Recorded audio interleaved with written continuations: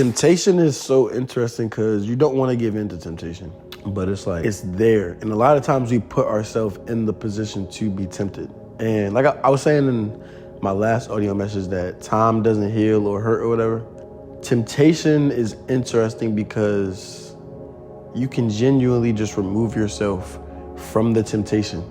But while you remove yourself from the temptation, there has to be a sense of awareness as to why I'm doing this, right?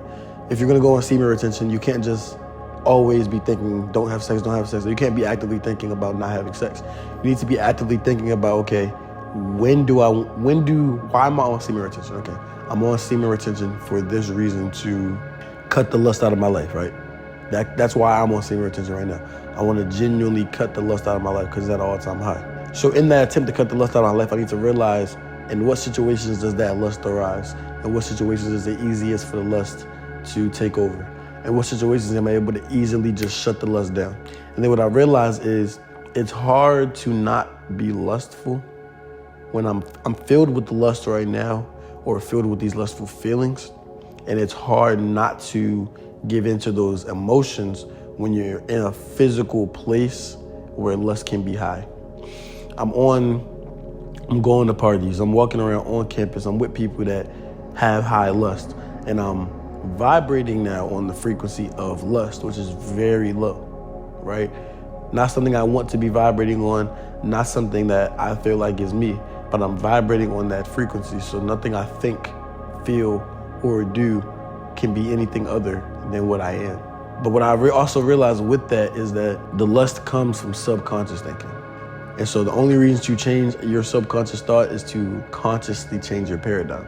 So now what it is consciously putting myself in situations where the lust doesn't arise so that it can die. Consciously putting myself in situations to choose something over the lust. That's the point of the semen retention. To be in situations where I can be lustful, but I know I don't need to be. And that doesn't mean calling a woman over after flirting with her, telling her to come over, and then just trying to sit in her face without doing nothing. What that means is connecting with people who I genuinely connect with on a soulful level rather than on a physical attraction level. Because that's what the lust is, really. You're just going for something you're physically attracted to, that you want to have sex with. You know what I'm saying? You have all these feelings, and after you nut, the lust goes away. That's the release of the lust, right there. When you have sex out of lust, when you release it, that's the release of the lust, and it leaves you feeling empty because you feel like that's all you were.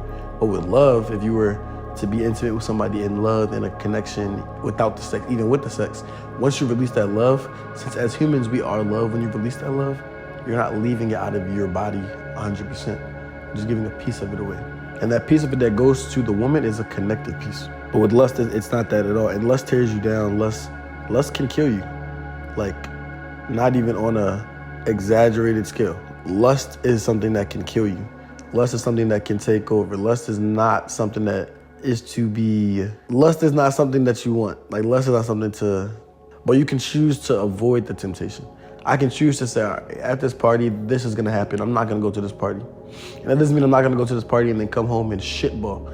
It's I'm not gonna go to this party and I'm gonna transmute that energy I was gonna use for the party, or transmute that potential energy that was gonna go towards something sexual or lustful, transmute that into work, transmute that into love, transmute that into a friendship, transmute that into playing the game with the guys. Like, there are so many things that come with the semen retention other than not having sex. It's the knowledge that you gain in that time that you're not having the sex. Because if you just don't have the sex, it's not going to change anything. Because as soon as that time is up, you're going to go back to having the sex. Because the only issue, you didn't feel like there was a reason to not be having the sex other than you told yourself not to. And you want to honor yourself and do what you told yourself you would do. But that's not the point of the semen retention. Well, for some people that can be, but for me, the point of the semen retention is not to teach myself discipline. That's not like the case. And I know that will come with it, and I'm happy about that. But the reason why I'm doing this is not to build discipline. It's to cut the lust out of life, because then the discipline will be easy. It's going to be easy not to have sex with everybody I see. It's going to be easy not to, and with the lust, it also, in a sense, kills your self-confidence. Because now I feel like I'm so lustful, I need to get it off with somebody. And then you may get it off with somebody you don't feel like getting it off with, or you're texting everybody because you just want one person. And there's an insecurity within that. If you know I'm gonna have this one person, you don't talk to 80. So cutting that lust out is important, but it's a conscious thing. It's about being conscious about it at all times, literally thinking all the time. When you do anything that does not align with your reality, you need to shift back and not take that as, damn, I'm fucking up again, but take that as, this is another opportunity for me to do well. And then when I do well, okay, damn, I'm really changing my paradigm right now. And you know it's not gonna change fucking tomorrow. You're gonna wake up tomorrow with the same thoughts. You may just have one less. The next day you have one less. So if you have 100 thoughts, 100 lustful thoughts a day, kill one of them a day. It's gonna take you 3 or 4 months to change. But you're gonna see a change as that time comes on. Because now instead of 100 lustful thoughts, you have 99 lustful thoughts and 1 of love. Then in 10 days, you have 90 lustful thoughts and 10 of love. That's a lot of love.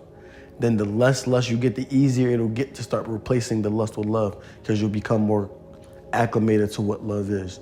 You'll become more prone to think out of love because you're adding that love into your life so much. It's becoming familiar. You're killing the old paradigm, right? For example, my old paradigm my current paradigm that I have right now, which is the old one in this example, is that of lust, is that of the woman in your life, or if you're talking to a woman, it needs to be that sexual aspect first. Like, that's the important thing. When you cut that out and add more genuine connection and platonic love, the more you add the platonic love and take away the lust will start to go away at a faster rate. Small changes at first start to show in life. When they show later, they show greater.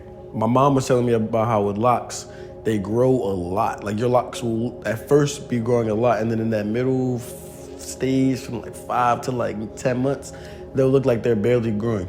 They're just probably getting thicker and maturing. But then once they get to that length, or once they get to that heaviness at the root, they start to drop, and it looks like your hair is growing damn near overnight.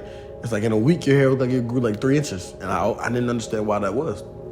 And she told me that process is that it's slowly growing at the root. It's getting that foundation at the root. And then when your hair finally gets to that stage where it's ready to drop, it drops and you see it. It's the same exact thing with the change. Same exact thing. You need to change little and little and little and little and little. Trust, even though you may not be able to see that change, the only job you have is to maintain the assumption that you are changing. And once you maintain that assumption that you are changing, you will change, and then you'll start to see the change. Once you see the change, that's when it's set in stone. That's when the paradigm is genuinely set in stone. Not when you're looking for the change, like looking desperately for any sign. But once you just see the change, like once there's a situation that occurs where you're like, damn, I'm really acting in this, I'm behaving, I should say, in this new me, truly. Like, I'm truly behaving in this new me. That's gonna be the indicator that you're on the right path and that change is starting to become visible. It's becoming a point where you can see the change for real now. It's not a thing where it's like, okay, I'm making this change up. Nah, this change is becoming real. And then from that point, you'll just see so much more change occur. You'll just see so much more change occur. Change is gonna start coming, change. Because of the not little, but because of the early consistent work you've put in. Now that change has to come. The spiritual world and the physical world are connected through the mental and emotional, so there is a delay though. So the spiritual changes you make will take time to come into the physical world.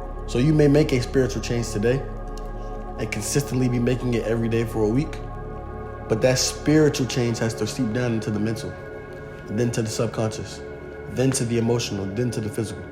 So if your plan is to become more graceful, understand that you need to vibrate on a frequency of grace, because then that'll then generate thoughts of grace, which will then generate emotions of grace, which will generate a physical reality of grace. It's all about where you are spiritually. So you need to meditate. You need to connect with yourself. You need to ground yourself. You need to be consciously thinking, or not thinking. You need to be conscious in order to live a subconsciously virtuous life.